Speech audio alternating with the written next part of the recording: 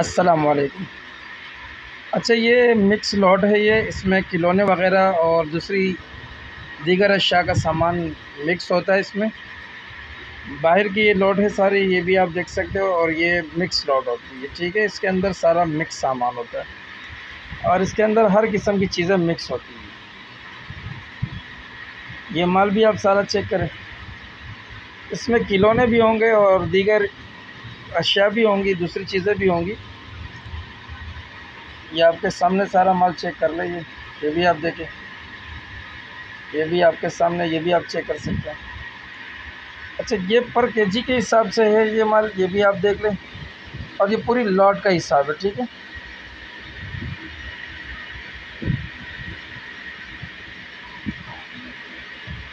माल सारा देखें। जिस भाई को चाहिए रब्ता कर सकता है। अगली वीडियो के लिए इजाज़त दीजिए। अल्लाह हाफिज़।